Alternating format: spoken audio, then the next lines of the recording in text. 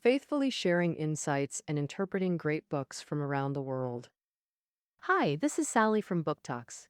Today's book for you is Radetzky March, a novel by German writer Joseph Roth. You might wonder, isn't this the March by Johann Strauss the Elder? Yep, as a march, the Radetzky March was originally known as the Austro-Hungarian Empire's military anthem, which you're hearing now. This was commissioned by the emperor to honor General Radetzky, composed by Strauss to showcase the empire's military might. The novel was published in 1932, after the Austro-Hungarian Empire had fallen, its glory gone.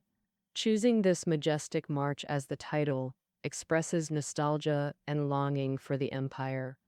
Joseph Roth, the author, isn't as famous as Kafka or Thomas Mann, but he's a uniquely styled master in German literature. He was born in a small border town of the Austro-Hungarian Empire, and his life was tied to the empire's fate. The Austro-Hungarian Empire emerged in 1867. In 1918, after defeat in World War I, this multi-ethnic state, which lasted over half a century, dissolved. Thus, the old empire was replaced by multiple nation-states, as Jews, Roth and his people had no ancestral land of their own. The empire's disappearance meant they lost their only homeland. The Austro-Hungarian Empire was highly inclusive, formed by Austria and Hungary's union, under a special dual monarchy system. Besides Austrians and Hungarians, the empire included many small Central and Eastern European groups, like Slovenians, Croatians, Serbians, Poles, Bosnians, and Jews across Europe. For instance, Joseph Roth, this book's author, Jews found refuge in the empire's major cities, living peacefully and prosperously. By the late 19th century, Vienna became a multicultural middle-class society where ethnicities lived side by side. The Jewish population peaked, producing figures like psychologist Freud, musician Gustav Mahler, novelist Zweig, who succeeded in Vienna, but this peak marked the start of decline. As Emperor Franz Joseph grew elderly, those he protected began discussing the empire's future after his death. Many people from smaller ethnic groups were deeply attached to the empire. In their hearts, Emperor Franz Joseph was a dignified and benevolent old man, a kind ruler who always seemed to have a tear on his nose, a monarch sent by heaven to lead this land. In 1916, during World War I, Franz Joseph, the only emperor of Austria-Hungary, died at the age of 86. The empire's decline and dissolution seemed inevitable, and people started planning for their own interests. The Radetzky March tells the story of a Slovenian family in the Austro-Hungarian Empire. This family unexpectedly gained the emperor's favor through coincidence, then witnessed the downfall of both the empire and themselves in the relentless march of history.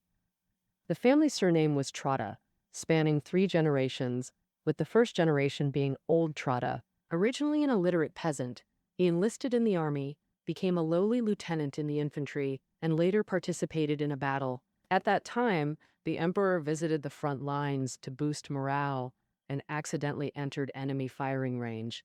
At the critical moment, Lieutenant Trotta pushed the emperor to the ground, taking a shot to his left shoulder and passing out. The emperor rushed over, asked his name, and personally ordered medics to treat him. That's how old Trotta rose to prominence.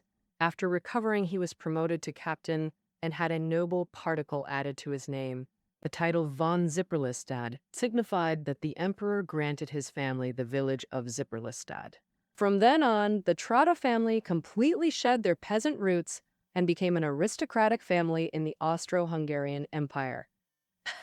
Old Trotta enjoyed status and honors his ancestors never had, yet he maintained his inherent rural simplicity and military demeanor from his service. Daily at fixed times, he'd do horseback riding, training, and play chess. He sported a dark beard, and when speaking, only his lips moved, while the rest of his face remained still. He married a daughter from a prominent family and seriously fulfilled his duties as a husband, setting a moral example for his children and family. He had a son, young Trotta, and believed his son would follow in his footsteps, becoming an upright officer, and they'd both be loyal guardians of the empire. But when his son was 5 years old Trotta saw intolerable content in his child's primer. It was a textbook passage recounting the heroic feat of Lieutenant Trotta, himself, saving the emperor in a battle. The text exaggerated and distorted the facts to the extreme. It said the emperor led from the front, charging toward the battlefield with fearless combat zeal. Suddenly, he found himself surrounded by enemy cavalry. At the critical moment, a spirited young lieutenant rode in on a sweaty reddish-brown warhorse, waving his sword and forcing enemy cavalry to retreat, but taking a stab to his own chest. With his support, the emperor captured all enemies and the lieutenant, returned to position together, and awarded the lieutenant the empire's highest medal. This overblown description infuriated old Trotta, who went specifically to see the emperor about it. Yes, he said, it's all lies. The culture ministry should remove such articles from textbooks, but the emperor merely placated him. He said, "Dear Captain, our minister just wants to make things better." From this, old Trotta sensed changing times. The emperor's existence wasn't taken for granted, nor was loyalty seen as subjects' inherent quality. The empire's leaders had to fabricate absurd stories to forcibly sanctify the emperor and defend the royal lineage. So, they educated the new generation of subjects in patriotism and royalism. Thus, when old Trotta realized imperial dignity was built on deception, his values overturned, he changed course. Had young Trotta study law, enter politics, and become administrative governor of Silesia. After old Trotta's death, young Trotta inherited his father's baron title. Old Trotta believed serving in politics honored the empire and emperor. Being a governor was respectable and noble. However, Baron young Trotta couldn't find self-worth in it. He lacked his father's battlefield trials, close ties to the emperor, and clear loyalty or life freedom.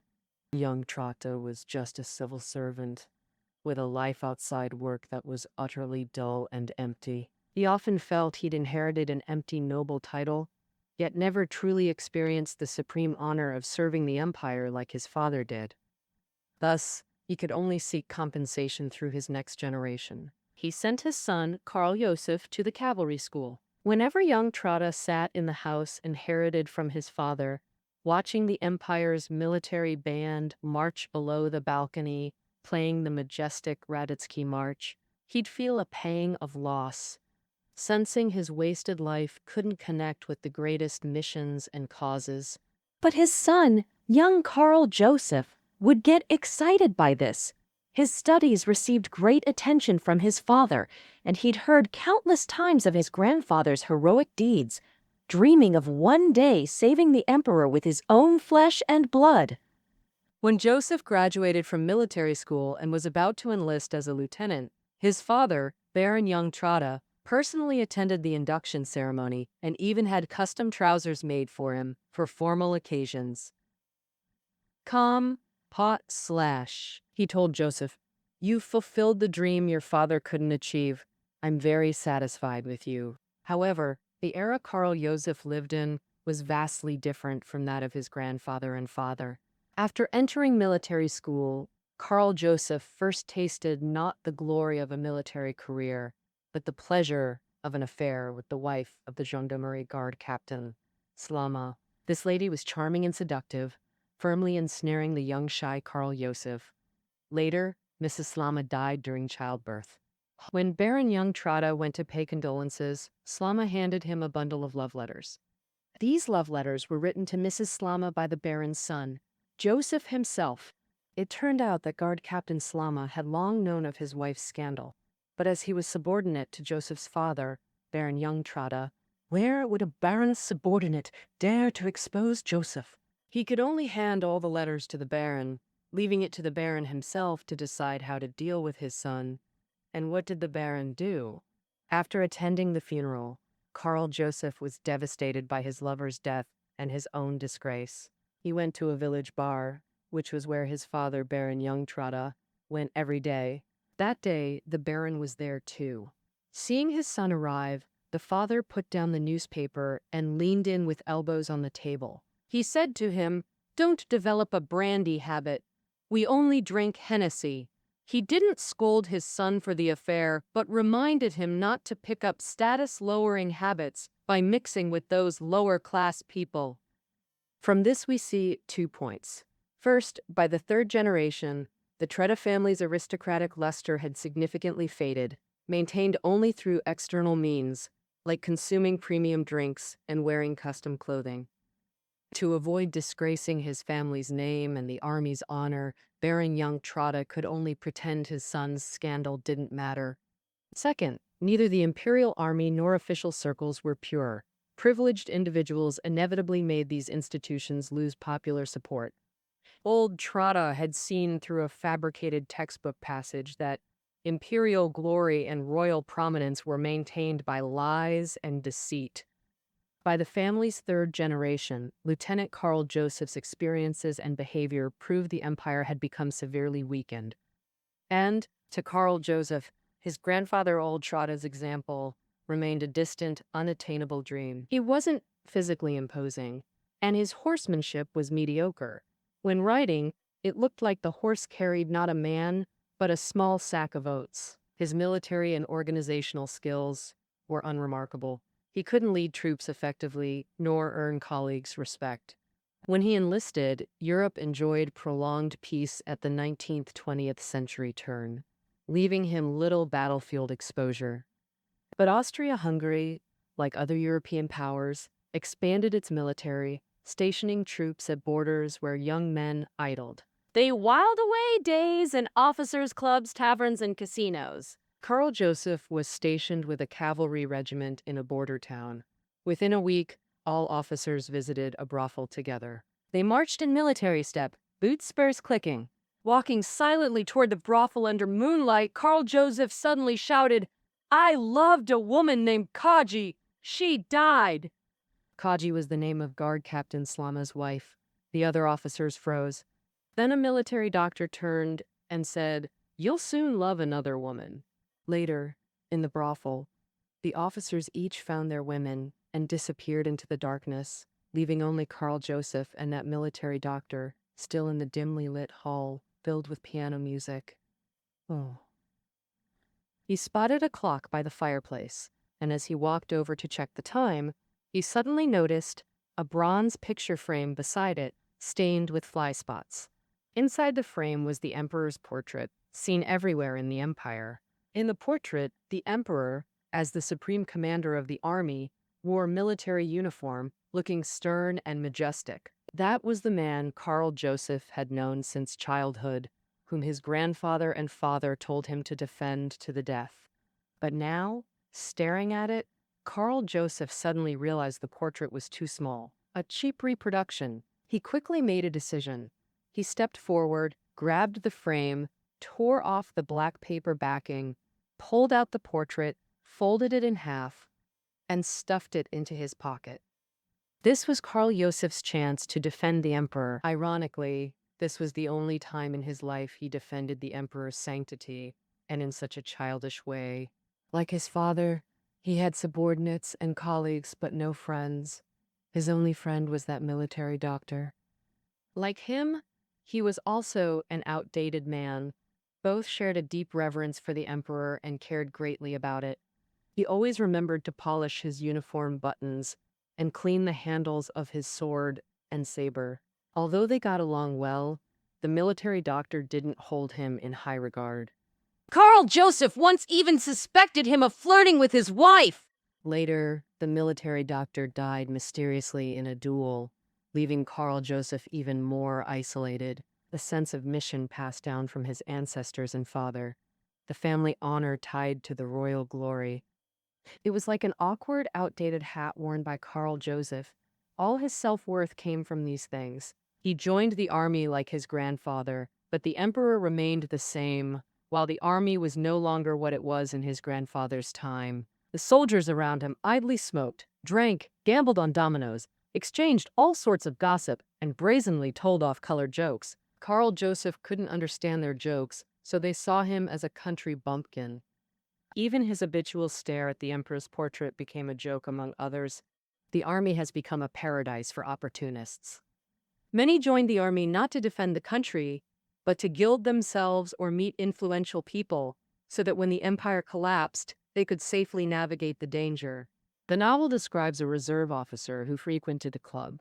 He was older, pot-belly, and his uniform didn't fit. He was actually a successful lawyer, yet he was ennobled for it, unlike nobles like old Trotta who earned titles on the battlefield.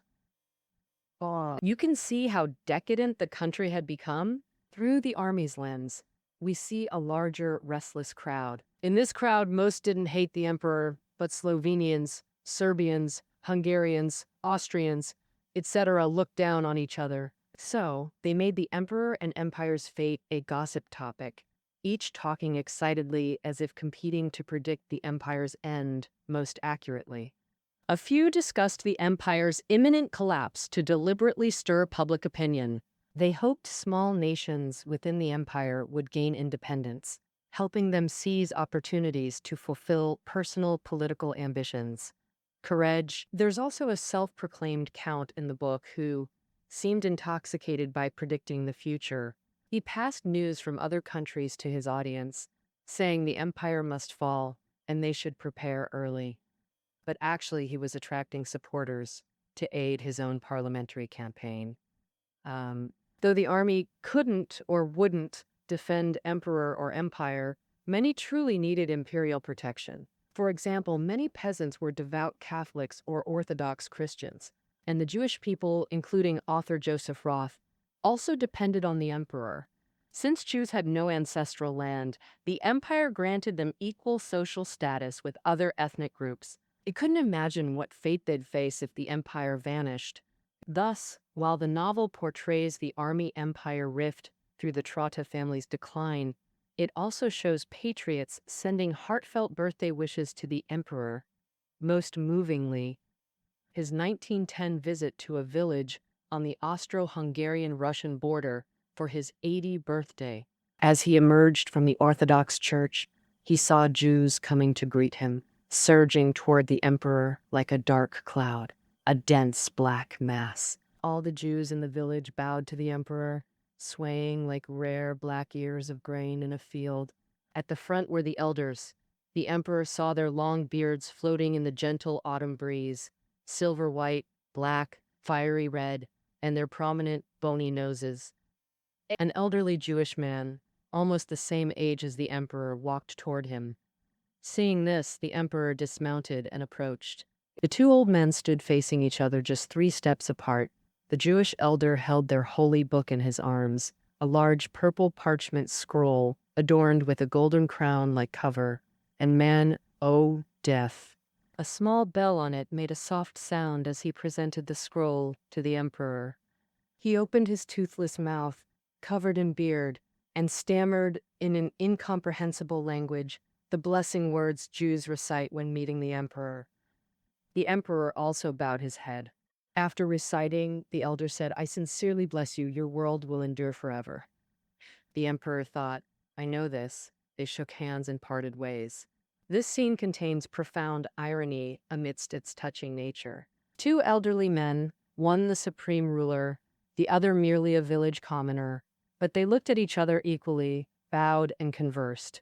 In their hearts, they knew that humans cannot live forever, nor can empires last eternally, that they still sincerely spoke words of blessing. They both blessed the empire's longevity, but also paid solemn respect to each other's long lives. In a world with an emperor, longevity often meant admirable wisdom and honor. But when imperial authority vanishes and society pursues wealth, fame, and personal achievements, age becomes an object of hatred and fear. Thus, the novel unhurriedly depicts the overall atmosphere and diverse faces of the Austro-Hungarian Empire in its last 5 or 6 years. As the story enters July 1914, a historic event finally occurs. Archduke Franz Ferdinand, son of Emperor Franz Joseph and heir to the Austro-Hungarian throne, was assassinated in Sarajevo by a Serbian extremist. At this, some who had long hoped for independence began celebrating. Karl Joseph couldn't bear it. He wanted to refute them, but all he could say was, "My grandfather once saved the emperor's life. I cannot stand by and watch his dynasty be humiliated." These words were, of course, feeble and ineffectual. No one listened to him, so he could only sink into self-destruction, wasting time on alcohol and gambling tables. Then war broke out. The exhausted and incompetent Austro-Hungarian army was overwhelmed by Serbian and Russian offensives, while domestic uprisings and strikes erupted. At the turn of the century, the once prosperous empire suddenly plunged into internal and external crises. Karl Joseph was dispatched to suppress a strike. Here, the melody of the Radetzky March still echoed in his ears from memory. But ironically, at the strike scene, he heard a tune he'd never heard before. The era of the international accelerated change's pace. Groups and political forces raised revolutionary and independence banners, proving the half-century-old Austro-Hungarian Empire was fragile after all. And the empire's armed guardians were overwhelmed. At the border, Karl Joseph, heir to the Trotta title, couldn't keep pace, abruptly receiving orders to transfer and retreat.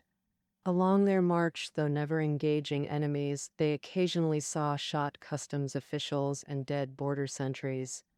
Workers carried bundles on sticks, hurrying to rural homes. Jews, German farmers, Polish citizens, Hungarian peasants, all social classes frantically sought news, preparing to relocate or find safety. War news from somewhere caused all city bells to suddenly ring at once. Some hanged as spies and traitors from trees, their bodies and the trees charred in fires. Massive crow flocks flew from afar, bringing dark, ominous signs. Though war hadn't directly appeared, it sent all signs before Karl Joseph. This war-torn chaos made recently peaceful Europe seem like an illusion. When troops arrived thirsty at a noon train station, many rushed to a hillside well, only to be ambushed by enemy cavalry, suffering heavy casualties. Seeing this, Lieutenant Karl Joseph told others to step aside. He himself picked up 2 buckets to fetch water. In his heart, the Radetzky March played. For a moment, he seemed transformed into his brave, fearless grandfather. Yes, he ignored the hail of bullets, but he was hit right after fetching the water. On his way back, he lost consciousness, fell to the ground, and his body gradually grew cold. At the novel's end, author Roth writes with ironic tone, "The lieutenant held not weapons, but 2 buckets of water." His end was so simple, clearly unfit for inclusion in Austrian royal national education textbooks like his grandfather's. What? When the news reached his father, Governor Baron young Trotta, the Baron was already old. His head trembled. 2 large, clear tears flowed from his eyes, blurring his glasses, then continued into his beard. Karl Joseph had no offspring, so his death meant the Trotta family, like the Austro-Hungarian Empire, faced extinction, although he risked and died to fetch water for the troops. But author Joseph Roth clearly implies this man had lost all life ideals and hope. In utter despair, he chose death. Decline and death are the themes of Radetzky March, unfolding on 2 levels.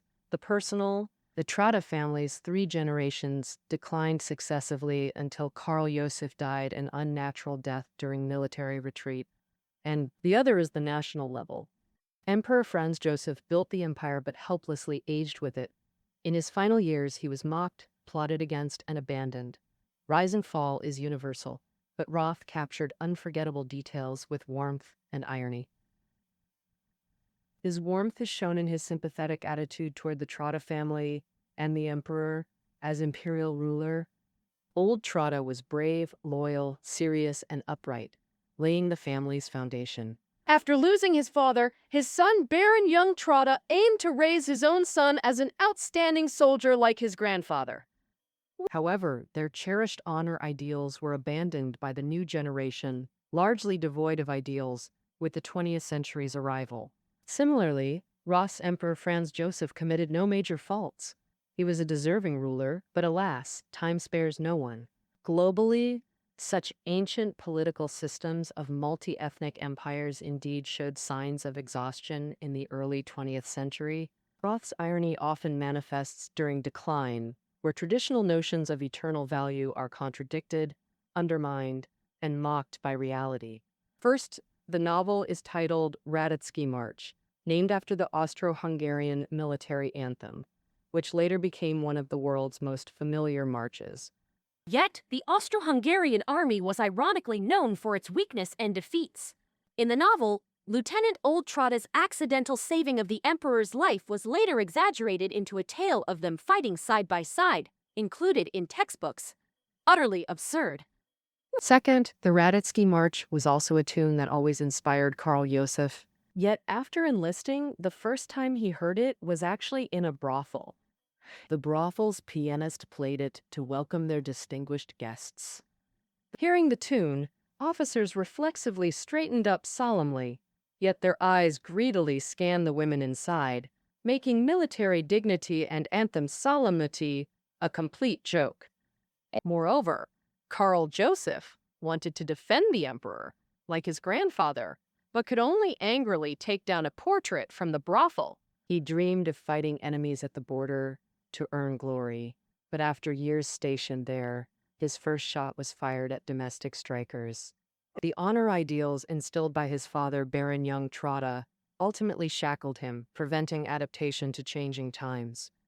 Roth weaves a web of such plots, making us laugh at the protagonist's obstinacy, yet sigh at his inability to change fate. Returning to the author, Joseph Roth became a newspaper reporter after World War I. While at Frankfurter Zeitung, he was a star journalist, earning high fees while writing novels. When Radetzky March, published in 1932, readers experienced a journalist's societal insight, poetic prose rhythm, and masterful character scene balance. Roth left a vivid, ironic, yet deeply affectionate testimony for a declining empire. This affection stems not only from the empire sheltering Jews, but more from Roth's disappointment with post-1918 Europe, where war and revolution destroyed the old political order. Europe birthed many new political entities. Balkan peoples freed from old order shouted, "We're free!" Revolution changed. Russia abolished Tsarism and began new socialist experiments. Defeated Germany endured Weimar Republic's agony after 1919's bloody revolution. Disillusioned people reconsidered their paths. Roth distrusted all these developments. He saw Jews displaced after WWN as empires collapsed and nations reconfigured. After visiting USSR in 1926, he believed socialist experiments would fail. He visited Poland, Italy, Albania, seeing these nations controlled by foolish or mad figures. Germany, too. He witnessed rising right-wing forces. In 1932, when Radetzky March published, Hitler's Nazis neared power. He saw bourgeois materialism corrupting traditional morals. Many protagonists in his novels were disillusioned misfits disgusted by their era. He increasingly missed his former homeland, Austria-Hungary. Roth lived only 45 years. His later life was as a stateless writer with no home. He had nowhere to belong. He wandered from Vienna to Berlin, then Paris. Brilliant and eloquent, he excelled at socializing with diverse people. His novels brought substantial income, but he squandered money, drank excessively, and collapsed on streets. In his heart, only the fallen Austro-Hungarian Empire deserved affection. That empire had a benevolent emperor, an army that lost battles but wasn't vile, ruled minorities who genuinely loved it, and naively upheld outdated values. With melancholic prose, Roth chronicled this edifice's end. His profound disillusionment and moving nostalgia made Radetzky March an unsurpassed imperial elegy in world literature. All right, that concludes our introduction to Joseph Roth's Radetzky March.